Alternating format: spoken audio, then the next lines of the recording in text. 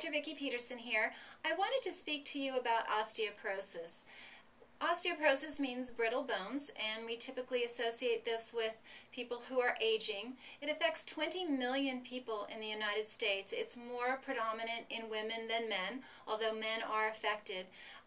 20% of the fractures that predominantly women suffer from are fatal, and 50% of those with hip fractures actually never leave the nursing home again, so they never get the use of their legs back and the use of their life back, for that matter.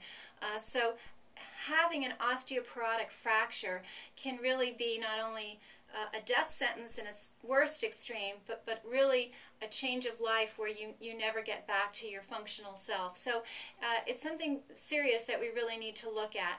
And I think if I screened about 20 people or more and just asked, gee, what should you do to keep your bones strong, what would they say? Drink more milk, get calcium, right?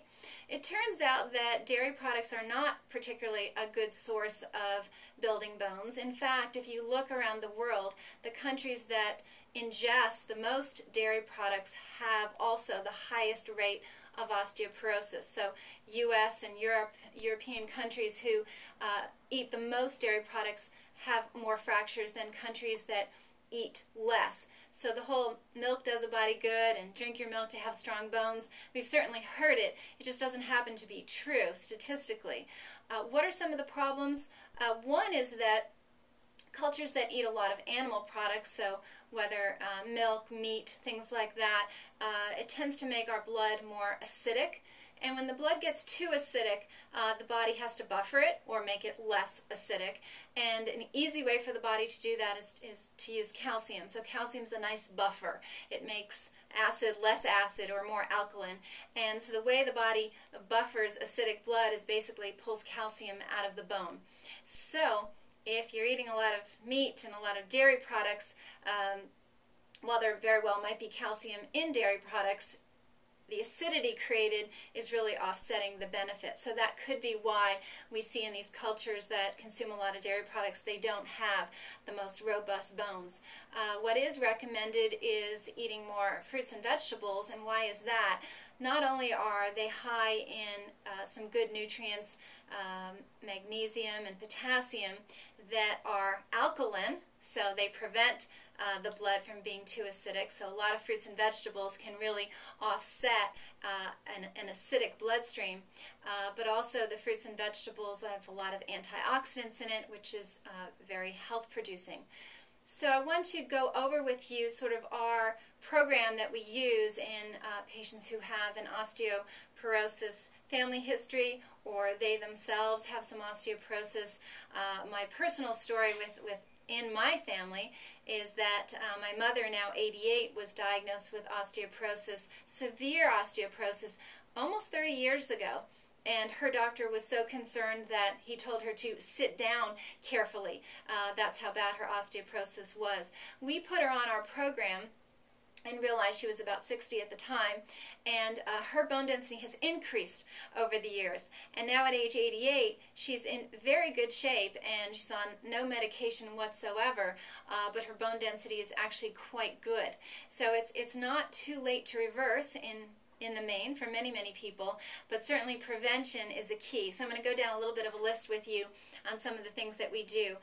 Osteoporosis is an autoimmune disease, so in other words, when your body is attacking its own bone, that is not normal, and autoimmune means just that. So the body's immune system is attacking self and damaging it. So we are damaging our own bone in osteoporosis. So when we think of autoimmune, we think of celiac disease or gluten intolerance, because when you have one autoimmune disease, you tend to have more. So ruling out a gluten intolerance is really critical, because gluten is highly associated with osteoporosis. So definitely get screened if it's in your family or you have it yourself.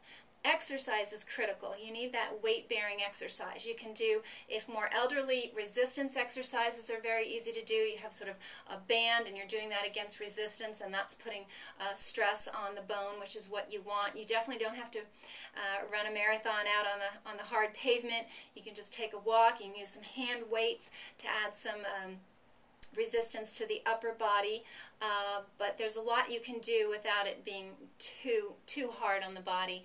But exercise is critical, absolutely. You got to stress those bones in a good way to keep them strong. Vitamin D levels are very important. Perhaps you've heard, but you want to get that vitamin D level assessed and then make sure what you're doing to enhance it is really improving the level. We want to shoot for about 50 as a level on a blood test. Now, women can have decreased estrogen as they get over the age of 40, 45 and plus. We tend to decrease our estrogen, and estrogen is something that helps keep bone and tissues strong. So if you're estrogen deficient, that's something that can be worked with naturally. I'm looking down my list here, so don't mind my eyes as they scan down a minute. Fatty acids, so the fish oils that you find, you can also get this in natural plant foods, but essential fatty acids that you find in fish oil supplements as well as edible plants are very good for building bone as well. And then on the negative, you want to make sure that you don't have excessive fluoride in your diet, because that can weaken bones. So fluoride, look at your toothpaste right away, your dental floss, and make sure that you're not ingesting fluoride, because that's a negative. And let me check my list. Last but not least, supplements. So when you supplement with minerals, you don't want to just supplement calcium. Now, calcium citrate is the best type of calcium if you need it. Don't go over 1,000 milligrams, and make sure your mineral supplement is nicely balanced. So it has magnesium and manganese and boron and vitamin K, because bone is a matrix. It's not just made of calcium. There's a lot of different minerals, and you need a nice balance. So I hope you found this helpful. Please share this with people you know who have osteoporosis, or if they have it in their family, because this is really something we can do something about, and it's awfully debilitating and avoidable. I hope this was helpful. Please send me questions, and I'm more than happy to answer them. Until next time, I wish you very good health.